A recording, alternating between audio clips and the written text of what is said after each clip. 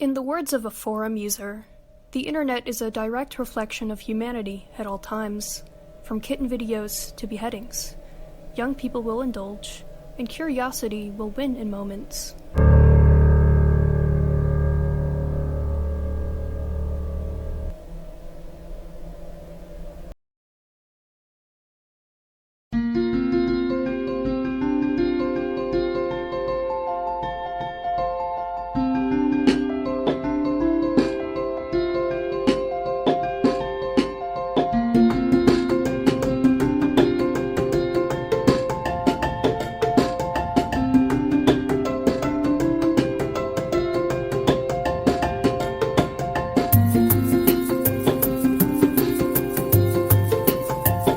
Did you see anything on the internet as a kid that you shouldn't have seen? Oh. Anything messed up? Do you have any examples? Oh shit. A lot of murders. Yes. Yeah. First. I saw a lot of SFW stuff on YouTube of all places. Jesus. Yeah. You know, war in the Middle East, all on the internet. Live leak. Yeah, live leak stuff. A Funky Town and all that. Oh yeah. You saw that. Yeah. You saw Funky I Town. saw Funky Town. Hey Jimmy. Oh, holy shit. What? She's signing us. Oh! I'm a little pissy. Oh, may I see? There you go, Ryan. They're they're just so the tips pretty. right now. They're so pretty. Dude, it was bad. It was just me randomly moving around YouTube as a small child, and I was just like, oh, cool, what's this video? I was really into like forums and stuff. I had like a cult following on there of like other 12 to 13 year olds. They all called me mom actually, and then we would all start wars with each other. Catch a Predator, for some reason I got into that. I've had I think there's been 2 instances where I've interacted with predators. For sure. Do you want me to cut this out? I don't mind. It'll be funny because I wanted to mess with the predators that I was interacting with. That's pretty ballsy, I have to say. I watched a lot of YouTube as a kid, especially like when people would just re-upload like full episodes of cartoons and anime and stuff. Yeah, I was also a YouTube kid. YouTube, and then maybe kind of push my way towards like the Reddit stories. You good, Ella? Yeah, I'm good. I was an anxious little kid, so I didn't look for anything weird. I was What are you looking at me for? I didn't look for it. I was openly on Vine. I just saw stupid shit. Kids react to. I love gay kids' rights. rights. I was on the internet to fit in more than anything, I think. I was very restricted for a long time. My dad is all about computer science, so he had a bit more knowledge. So I would go to do something and he would prompt with a password and it would have a little hint that says, no hint for you. And it would just playful, but all to me I know what you're doing, don't do that. I saw a lot of Mario fetish stuff because that was what I really liked Mario when I was a kid and didn't understand what was happening. As I started to get access, I was totally unmonitored and I would join servers and I would want to be a part of it. First, you're just giving back to a community of friends, but it becomes a responsibility. And now you're 14 years old, sitting there in the call hey, I know I'm a kid, but we all care about you, don't do that. And you have to figure out how to handle that. On Omegle, Oh that my shit. God. Oh, I was on it, no doubt, but it was so scary. Gore. I didn't actively search for it, scrolling on YouTube and find I was this really obscure video. I'd see decapitation or some shit. When I got access to Discord, that was a whole nother can of worms. Lots of creeps infiltrating servers, let's say LGBTQ servers. A lot of people would raid them.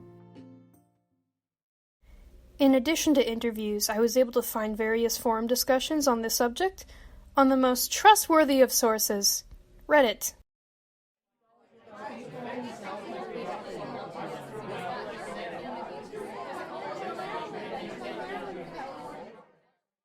I watched way too many Minecraft YouTubers, and can also now speak English. Unfettered internet access developed my reading and writing skills. Maybe I consumed some smutty fanfic. A lot of it. I know now what glass breaking inside someone sounds and looks like. People that do know me know that I'm an oddball And I've always been like that. I don't think the internet really had anything to do. I will like reference like memes found on the internet, but that's about it. Even though a lot of people would argue that the internet can be negative, and I would agree with them in a lot of ways, I think it helped me. As a kid, early on, I got bullied pretty heavily as a child, and it became very tough to share anything about what I liked and what I get up to. And that made me very quiet and more shut in initially in middle school. I didn't know how to talk to people anymore. And I think socializing online was a place where I felt comfortable being myself without the body language and without all the extra baggage. And then as it worked, I applied it in real life, and it helped me figure out who I was again. I wouldn't be me if not for what I learned. I could explore things that they never taught at school and form my own independent opinions. I was able to understand myself better and understand my sexuality because of it. All of this wouldn't have happened if I was monitored and scrutinized. It allowed me to see the outside world. It confirmed that I wasn't the only one raised in a cult, and that there was actually an escape, that I wasn't wrong for simply being black. The internet helped me see that getting out of a crappy home life is possible. Yeah, I think it definitely does affect me, but not in like the I'm incapable of talking to people way, but more in just like I've had conversations with people I've never seen the face of and never will see. In both positive and negative ways. Like in my high school career, I kind of just became relied on the internet to do a lot of my communication skills, and it took really coming to college to kind of flesh out my communication skills and flesh out like who I am as a person. So the internet kind of made me feel a lot more reserved and like untrustworthy. But eventually I've kind of grown to this spot where I can trust my friends and family to talk about things from the internet. It kind of just went down into me having this very keen interest in horror, all fictional, but definitely influenced by unrestricted access to the internet as a kid. Just have brain rot. I feel like, you know, you'll just like spout references at each other sometimes, like when you don't know how to respond in a conversation, or I don't know if that's like much different than like dads who will only talk in 80s movie references, so. I know video game terms that normal people should not know, slang. I feel like I'm out of place, like I'm way too connected into the internet. I believed I could handle gore, and then I would draw gore. Same. And my father would be like, "Why are you drawing gore? What's wrong with you?" I feel like also the internet gave me an emo phase, if you will. I used to take my stuffed animals, and I used to like put them on cardboard and take needles and stick them. Nah, I think I'm really cool. I'm kind of kidding. It kind of affects how I react to similar stimuli now. I'm more inclined to laugh at certain things now. When you're behind a screen, I guess it makes it easier to talk about things. It's also easier to be taken advantage of. I don't think I trust adults that much anymore. Or men.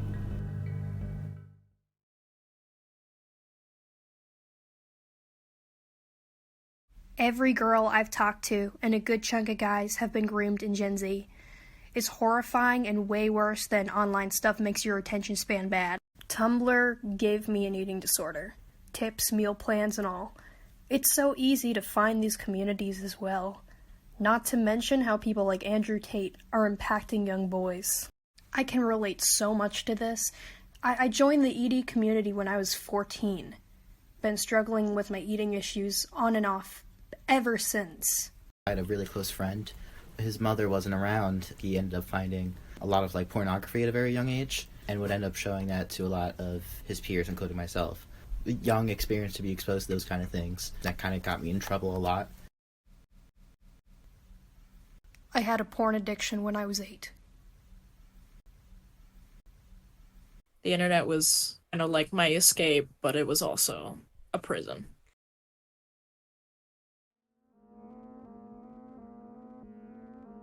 I genuinely think it's gotten worse. Oh, so much worse. So much worse. Worse. Way worse. It's gotten worse. I definitely think it's gotten worse. You ever seen YouTube Kids? Yeah. That's crazy shit, man. Oh wait, can I curse? They're still getting that type of like content they quote unquote shouldn't be seeing, but it's just a different type. Do you remember like the Elsagate stuff? Yeah, no, that's just made YouTube like a hellscape to go through anymore. The thing about seeing videos like Cupcakes and Rainbow Factory and Smile HD is that they're not targeted towards kids. The problem now is that videos that were kind of the spawn of like that Elsagate shit from like 2016, it targets children. Minnie Mouse injecting Mickey Mouse with like syringes and stuff like that, and then acting like it's all for like fun and games and stuff. Better in some aspects. I think there are things like live leaks and such. Stuff like that is more protected or gone these days. But in its exchange, you have so many kids who have devices way younger, unmonitored 24/7. It's scary. I have a younger sibling. If I compare my younger self to how they are now, wait, they're a little too young to be learning this kind of stuff, even if the internet itself is trying to make it better in a way. It's not, you can't really avoid that no matter how much you try.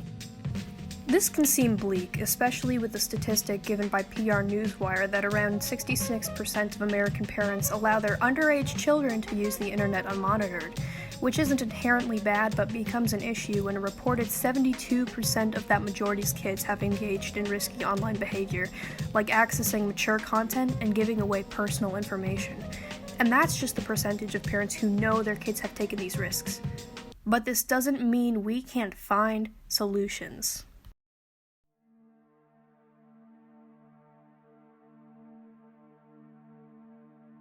Like, I have to tell them about the internet. Yeah, like they have to be privy to it. Yeah. All right. So like I think before 13 you should definitely keep a pretty close eye on what your kid's doing on the internet, because that is a child. Yeah. They're very impressionable. Send them outside, take the phone away. Let's not make another generation of screenagers. Let them go play in the mud again. Yeah. I would just tell them, no matter what you do, just be safe. If something looks wrong, it probably is, and you shouldn't either A, continue watching it, or B, if it looks weird already, just don't click it. And I guess I would also limit their internet access, like, per day. Like, I'd be one of those parents, sorry. Like, when they're young, like, when they're old, whatever. If they can understand it, I don't care. No one needs to know your real name. Protect yourself. A person could totally know you, but not know how to find you. And then from there, you decide who you want to be and how you want to open up and reveal yourself. Not everybody has to be a YouTuber. I would definitely like give him some free reign in some aspect, but I feel like I would want to warn them. It's up to them if they're ever going to go into it or not, because if I try to monitor them personally, I feel like at some point they will rebel, but I will warn them. What I would do, try to be more approachable than my authority figures were, and like have some sort of dialogue with my kid, or at least make myself available if a kid wanted to talk to me about something that they saw online. I found a recent study by one Evan Ortico from the University of California who theorized that, in his words, exposure to detectable inaccuracies may provide critical opportunities for children to express their skepticism and practice key critical thinking skills. He and his team then conducted an experiment with 60 child participants. When exposed to obvious misinformation, like zebras have red stripes, the children were more skeptical with the following task and sampled more information before making a final judgment. If we were to, say, put kids through such an assessment in their schools or homes, they could browse the internet through a more critical lens. Alex, in particular, gave a fascinating solution he learned in a class of theirs. You're sitting alongside the child while they're using the internet, and you're only stepping in to kind of talk about and make the child like think about the images that they're seeing, and you tell them like, hey, this is fake, this is exaggerated because of X, Y, and Z, and you can tell it because of X, Y, and Z, and they start slowly accumulating these skills to develop media literacy. And they use that for TV, where it's like you're watching a children's show, and it'll help them kind of distinguish between fiction and nonfiction.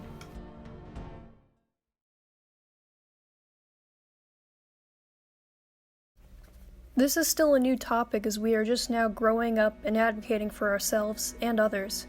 We can't change what we saw, we can't change what others have seen. We can, however, use these tools for good.